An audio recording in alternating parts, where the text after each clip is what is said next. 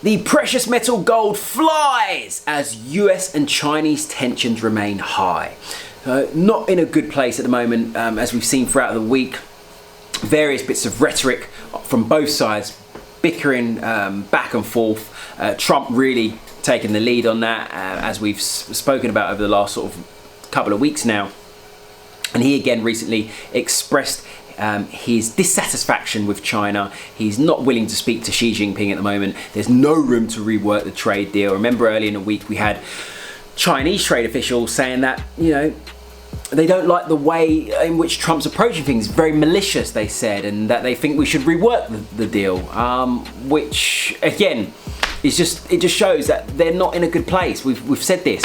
They're not in a good place at all. And there's some of my contacts and other analysts I've been speaking to believe that there is the potential that this escalates past just chatter, past just a trade war.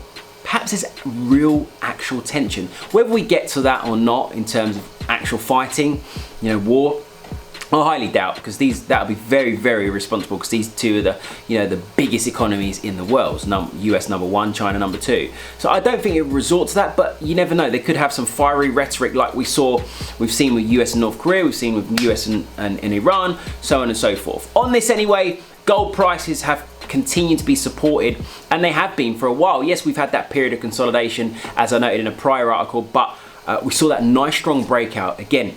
If you follow me on Twitter, I said that breakout was coming, and we saw that aggressively to the upside. And we're moving towards highs that we've last seen since 2012. And there's every room that gold can go to 1,800, even $2,000 and more. Risks, more fundamental risks, geopolitical risks continue to rise right now. I don't know what it is, but it's just never ending in terms of risks at the moment in the market. So that'll continue to support that. One thing that I did miss off as well, US just further rattling the cages of Chinese officials. They're just moving in on the tech giant Huawei and looking to completely obviously ban them from working with global chip makers, so on and so forth. It's just not good. Not good for a relationship at all, which is in tatters.